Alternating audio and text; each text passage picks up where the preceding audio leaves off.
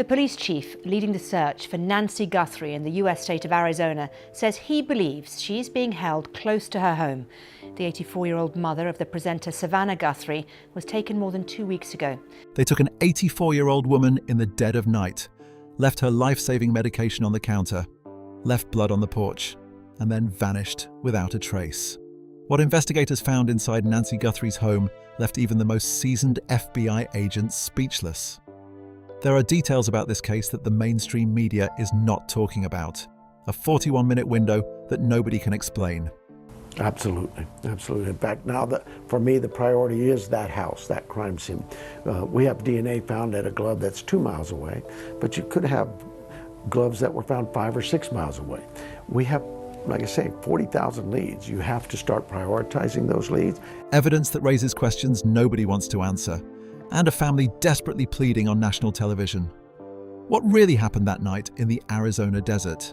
The truth is far more disturbing than you think. On the evening of January the 31st, 2026, an 84-year-old woman named Nancy Guthrie did something she had done many times before.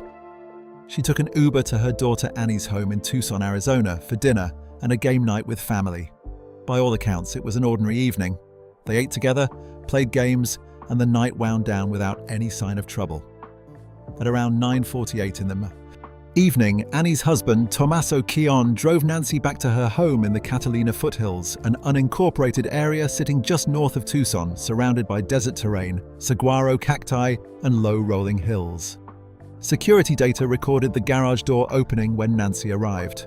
2 minutes later, at 9:50 in the evening, it closed again. That closing garage door would turn out to be the last confirmed moment of normal activity at Nancy Guthrie's home. After that, for nearly 4 hours, nothing. No alerts, no camera triggers, no recorded movement of any kind. Then at 1:47 in the morning on February 1st, Nancy's Ring doorbell camera went offline. Investigators later confirmed it had not malfunctioned or lost power. The unit had been physically removed from the property. At 2:12 in the morning, a separate security camera detected the presence of a person near the home, but no footage was saved. The camera's subscription service was not active, which meant the storage automatically recorded over itself. It was a detail that later prompted the Pima County Sheriff to publicly urge homeowners to keep their camera subscriptions up to date. Then came the detail that, perhaps more than anything else, told investigators what had happened that night. At 2:28 in the morning, an app connected to Nancy's pacemaker showed a disconnection from her phone. The app communicates with the pacemaker through Bluetooth, and it loses connection when the user moves roughly 30 feet away from the paired device. Nancy's phone was still inside the house. That disconnection meant only one thing: Nancy herself was no longer there. The window between the doorbell camera going offline and the pacemaker app disconnecting is 41 minutes. That number became one of the most discussed and most troubling details in the entire case. In abduction cases, law enforcement professionals consistently point to speed as a defining factor. A kidnapper gets in, takes who or what they came for, and leaves as quickly as possible. Every extra minute inside a property increases the risk of being seen, heard, or caught. And yet whoever entered Nancy Guthrie's home that night stayed for 41 minutes before she was removed from it. Crime analysts and former FBI agents who studied the timeline publicly wrestled with what those 41 minutes could mean.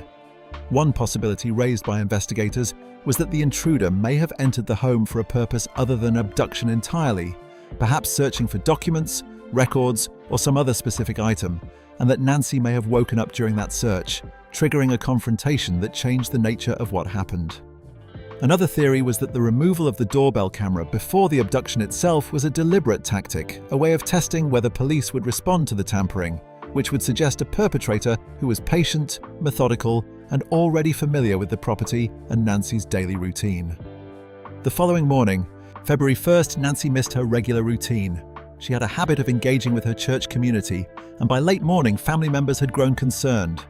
By 11:56 in the morning, they arrived at her home and found her gone. Her phone was sitting inside on a surface. Her Apple Watch was there. Her medication, the medication she takes every single day to manage a chronic heart condition, had been left behind. At 12:03 in the afternoon, the family called 911. Deputies from the Pima County Sheriff's Department arrived by 12:15 and almost immediately found something on the front porch that stopped them in their tracks: blood droplets. DNA testing later confirmed the blood belonged to Nancy Guthrie. To understand why this case drew the attention it did so quickly, it helps to know a little about who Nancy Guthrie is. She is the mother of Savannah Guthrie, the co-anchor of NBC's Today Show, one of the most recognizable faces in American morning television. But Nancy's identity matters. Here, beyond that connection, she is, as former FBI profiler Mary Ellen O'Toole described her, what the FBI classifies as a low-risk victim. She is 84 years old.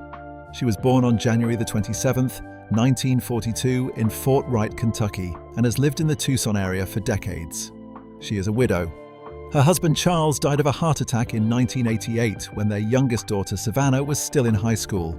She raised 3 children on her own after that. Savannah, Annie, who is a jeweler and writer living nearby in Tucson with her husband, and Cameron, a retired F-16 fighter pilot. Nancy lives alone in a single-story home. She has a pacemaker. She takes daily medication for a chronic heart condition. She cannot walk approximately 50 yards without assistance. She is not someone who moves through the world in a way that typically draws criminal attention.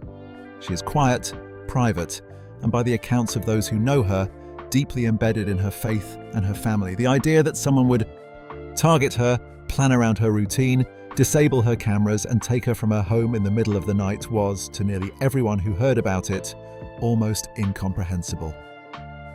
And yet that appears to be exactly what happened. Sheriff Chris Nanos declared Nancy's home a crime scene immediately. Homicide detectives were brought in from the very start of the investigation, a decision that observers noted was significant because it signaled that investigators were already considering outcomes beyond finding Nancy alive and well. The home showed signs of forced entry. No valuables were taken, which ruled out a straightforward burglary. A neighbor reported having seen an unmarked white panel van in the area in the days before the disappearance, a detail that was added to a growing list of leads being followed by the Pima County Sheriff's Department. In the days that followed, the scale of the search effort grew rapidly. Drones, K9 units, helicopters, border patrol resources, and more than 100 law enforcement personnel were deployed across the desert terrain surrounding Nancy's neighborhood. The FBI joined the investigation and announced a reward of $50,000 for information leading to Nancy's recovery. Digital billboards carrying her description and photograph were put up in neighboring states. The case had moved, almost overnight, from a local missing person report to a nationally watched criminal investigation. And still, no suspect was named. No person of interest was publicly identified. No one was found. By February the 6th and 7th, investigators returned to the property, towing vehicles from the garage and removing a wired device from the roof as part of their ongoing forensic examination. Authorities also disclosed that additional DNA evidence had been found inside the house and was awaiting laboratory results, raising further questions about what exactly had taken place during those 41 minutes.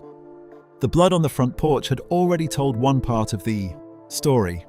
As one investigator put it publicly, it certainly appeared as though Nancy had fought back. Something had caused her to bleed on her own porch as she was being taken out of her home. For the family, each passing day without news brought its own specific kind of dread. Nancy's medication was still inside the house. Her heart condition requires daily treatment, and without it, her health was in serious and worsening danger quite independently of whatever situation she had been placed in.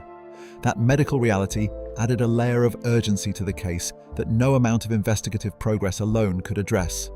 Every hour mattered, and everyone involved knew it. What had started as a quiet evening with family had become, within the space of a single night, one of the most disturbing and widely followed missing person cases in recent American memory. An elderly woman with a pacemaker, limited mobility, and no obvious reason to be targeted had been taken from her home by someone who knew exactly what they were doing, who had planned around her security systems, who had spent 41 unexplained minutes inside before leaving with her, and who had so far left behind almost no trace of who they were or why they had come. Within days of Nancy Guthrie's disappearance, the investigation took a turn that pushed it from a regional criminal case into something that millions of people across the country were following in real time. Ransom demands had entered the picture. But these were not the kind of ransom demands that most people would recognize from films or news coverage of past cases. They were not delivered quietly and directly to the Guthrie family through a private channel. Instead, multiple purported ransom notes were emailed to media organizations, specifically to outlets including TMZ, KODTV, and KGUN. The family, the people with the most at stake, were not the primary recipients. The notes demanded millions of dollars in Bitcoin. The most widely reported figure was $6 million, directed to a verified cryptocurrency address. Deadlines were included. The most significant one was set for Monday, February the 9th, at 5 in the afternoon local time, with explicit threats made against Nancy's life if the demands were not met by that point. A previous deadline had already passed without any follow-up contact from whoever had sent the notes, which added considerable confusion about the intentions and credibility of the sender. Bitcoin as a currency is designed around anonymity and is notoriously difficult for law enforcement to trace. The choice to demand payment in that form suggested a level of planning and awareness that went beyond an impulsive or opportunistic act. What separated these particular notes from the wave of internet hoaxes that predictably followed a case of this profile was their content. They contained details about the crime scene that had not been made public. TMZ founder Harvey Levin, whose outlet received one of the primary notes, spoke on camera about what he had read. He described the note as detailed and deliberate, saying that whoever wrote it appeared to have thought carefully about how to demonstrate that it was genuine. The Bitcoin address in the note was real and verifiable. But more significantly, the note referenced Nancy's Apple Watch and a broken floodlight at the property, two pieces of information that investigators had not released to the public at the time. The FBI themselves had mentioned those same details at a press conference, which Levin noted had immediately raised his own level of concern and prompted him to contact the sheriff's office directly. The note also stated that Nancy was alive, scared, and aware that demands were being made on her behalf. It claimed that she had been told about the letter and its contents. If that was true, it meant that at the time the note was written, Nancy was conscious and being held somewhere. The sender also made clear that this would be the only communication. There would be no further contact, no negotiation, no back-and-forth exchange. It was a one-way message, which meant the Guthrie family and the FBI had no channel through which to respond or to ask for proof that Nancy was still alive. That absence of any return route left the family in the position of having to plead publicly through social media and press appearances, directing their words toward a person or persons who had made clear they were not interested in a conversation. Levin described the lengths the sender had gone to in order to stay anonymous, noting that the email had been constructed in a way that made it extremely difficult to trace. He was not confident that investigators had made any progress in identifying where it had come from. The ransom landscape, already complicated, became murkier almost immediately. On February the 5th, a 42-year-old man from California named Derek Carla was arrested for sending fake ransom texts to the Guthrie family via a VoIP service. Carla told investigators he had been following the case on television and had decided to fabricate the demands himself. He was charged with interstate ransom demands and harassment. The FBI issued a firm and direct public warning in response, making clear that anyone attempting to exploit Nancy Guthrie's disappearance for personal gain would face prosecution. But the damage had already been done. Carla's hoax was one of several fraudulent communications that had reached the family, creating an extremely difficult situation for investigators who now had to carefully sort through everything they received and determine what was authentic and what was not. Some notes appeared to contain genuine inside knowledge of the crime scene. Others were confirmed fabrications from people with no connection to the case whatsoever.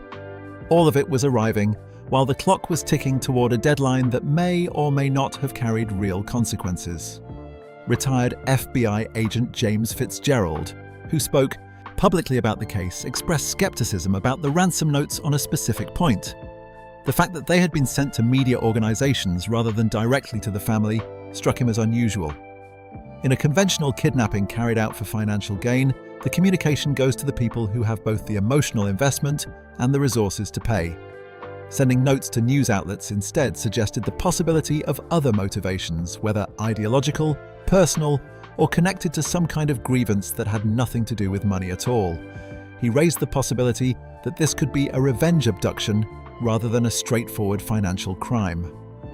The Guthrie family, meanwhile, did not stay silent. From the earliest days after Nancy vanished, Savannah Guthrie and her siblings Annie and Cameron turned to social media to make direct public appeals, both to the public at large and deliberately to whoever had taken their mother.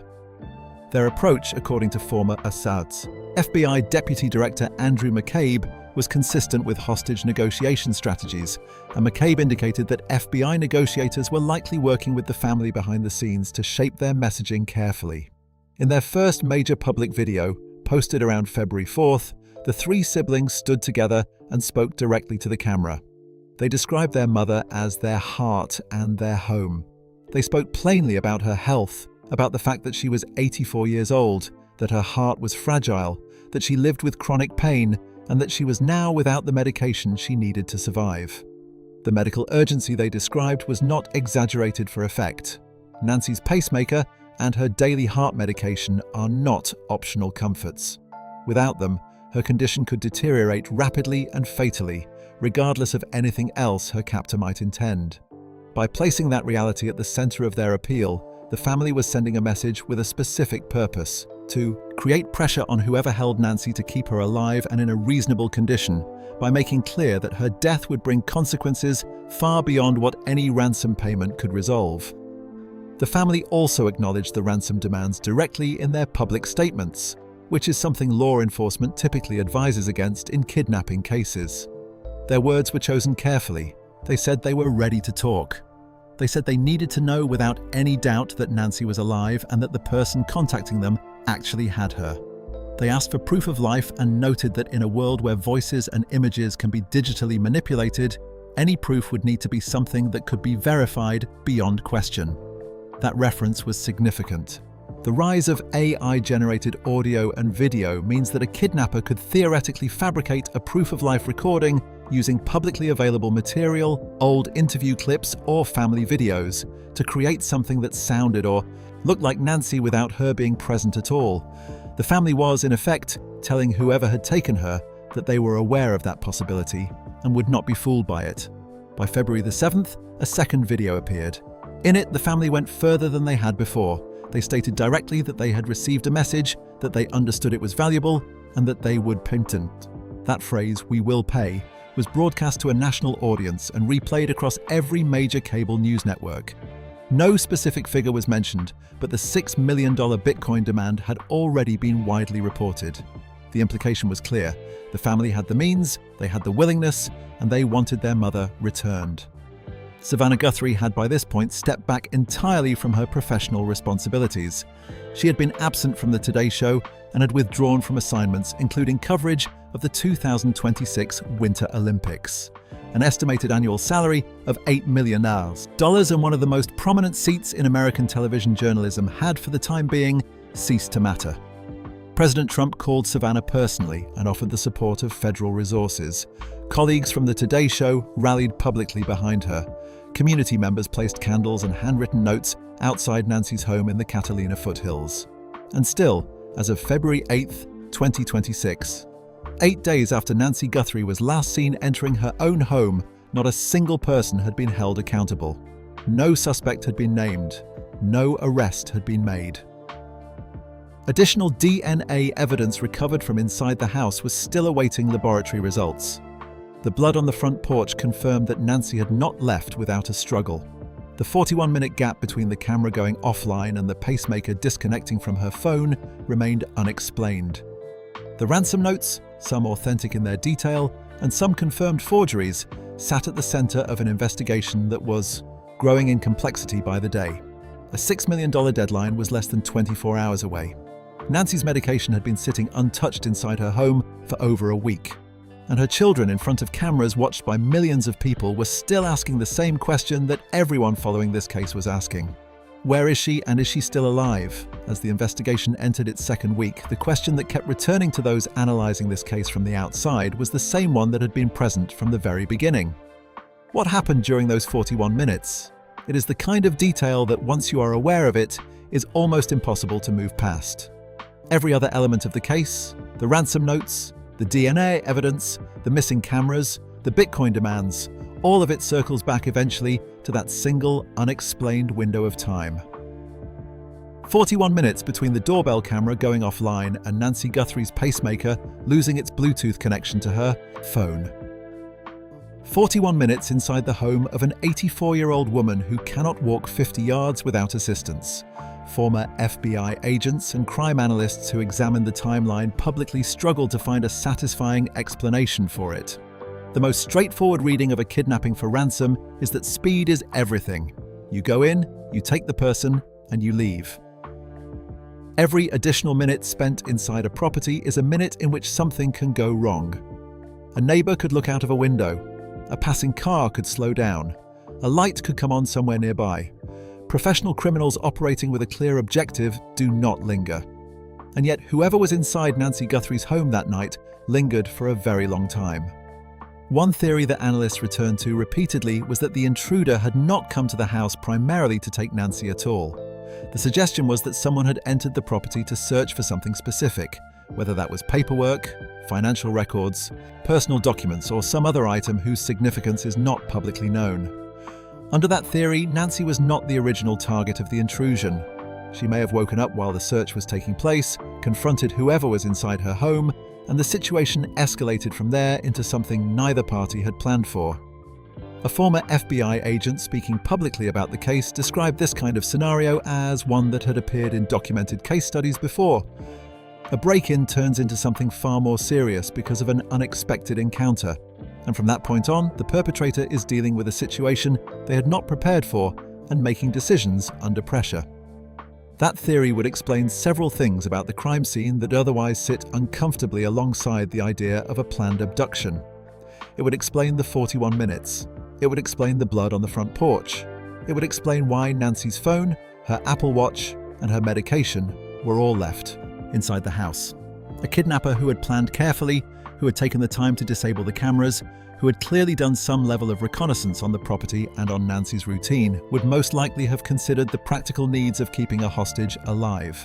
They would know that an 84-year-old woman with a heart condition and a pacemaker needs daily medication. Leaving that medication behind is either an oversight or a sign that the situation did not go as planned. The blood on the porch is its own statement. Investigators said publicly that it appeared Nancy had fought back, that something had caused her to bleed on her own front porch as she was being removed from the property.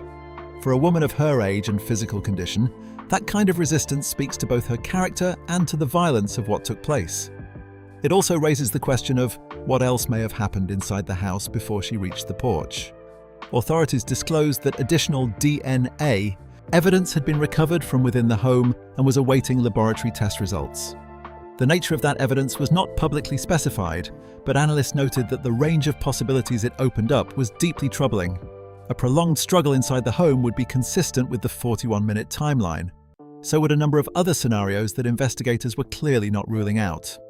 One analyst drew a direct comparison to a case from a nearby Arizona county that had taken place 2 to 3 years earlier. In that case, a nighttime intruder had broken into the home of an 89-year-old woman and sexually assaulted and murdered her. The parallel was not presented as a conclusion about what had happened to Nancy Guthrie, but as a reminder that crimes of this kind do occur, that elderly women living alone in the desert Southwest have been targeted before, and that the involvement of homicide detectives from the very first day of this investigation was not an overreaction. Sheriff Chris Nanos had been consistent in his public statements. He said he believed Nancy had been taken against her will.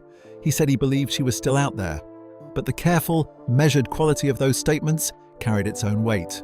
A law enforcement official leading an investigation of this scale, with this evidence in front of him, does not call in homicide detectives on day one unless the physical evidence is pointing somewhere very dark. The decision to involve homicide from the start was noticed by everyone following the case closely, and it colored every subsequent development. The community surrounding Nancy's home in the Catalina foothills had been shaken in a way that was difficult to overstate. Neighbors described the area as a quiet, retirement-friendly part of Tucson, the kind of neighborhood where this type of crime simply does not happen. One neighbor, Kathleen Hearn, spoke publicly about the community's shock and their involvement in the search effort. People who had lived in that area for years without incident were suddenly looking at their own homes, their own security cameras, their own routines in an entirely different way. The Pima County Sheriff's public recommendation about maintaining camera subscriptions resonated locally because it had come directly from a failure that had allowed a critical piece of footage to disappear. The camera that had detected a person near Nancy's home at 2:12 in the morning had simply recorded itself because no one had paid for the storage plan. It was a minor administrative detail that had become, in the context of this investigation, a significant gap in the evidence. The search operation itself had been enormous by any measure. More than 100 law enforcement personnel had been deployed across the desert terrain surrounding the neighborhood. Drones covered areas that ground teams could not easily reach. K-9 units were brought in. Helicopters swept the hills and the desert floor. Border Patrol resources were made available given the proximity to the southern border. The FBI, which had formally joined the investigation, had offered a reward of $50,000 for information leading to Nancy's recovery. Digital billboards with her photograph and description had been put up in states beyond Arizona. All of it had produced nothing in the way of a confirmed lead. No one had been seen. No physical trace of Nancy beyond her own home had been found. What the investigation had produced, in addition to the forensic evidence from the crime scene, was a portrait of a perpetrator that was deeply unsettling in its implications. Whoever had done this had taken the time to learn Nancy's routine. They had known when she was likely to return home when she would be alone and what her security setup looked like. They had removed a camera from the exterior of the house without triggering an immediate police response. They had spent 41 minutes inside before taking her. They had chosen a method of potential payment, Bitcoin, that was specifically designed to be difficult to trace, and they had sent their communications to media organizations rather than to the family, which either pointed to an unusual degree of confidence or to motivations that went beyond a simple financial transaction. Former FBI profiler Mary Ellen O'Toole had described Nancy as a low-risk victim, and that classification matters in criminal profiling because it shifts the likely nature of the crime.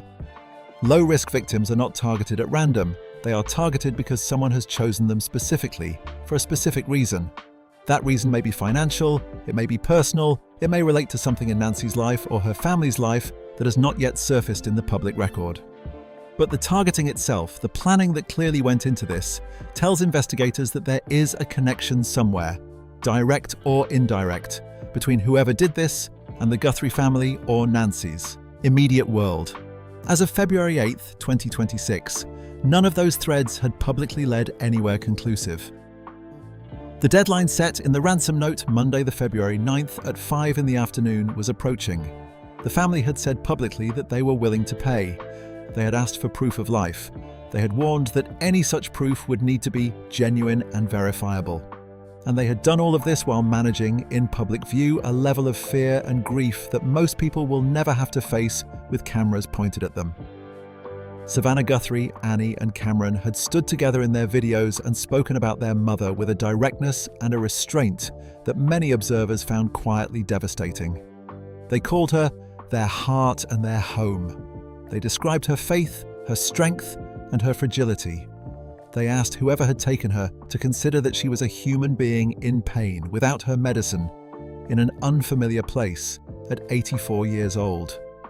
And in a moment that cut through everything else, they spoke directly to her, in case she was somewhere out there hearing their words. 8 days had passed. The desert around the Catalina foothills had been searched and searched again. The evidence collected from the house was being processed. The ransom notes were being analysed. The hoaxes had been identified and prosecuted. The president had called. The FBI was involved. And still, Nancy Guthrie had not been found. The 41 minutes remained unexplained. The blood on the porch remained the last physical sign that she had been there at all, and the people who loved her were still waiting.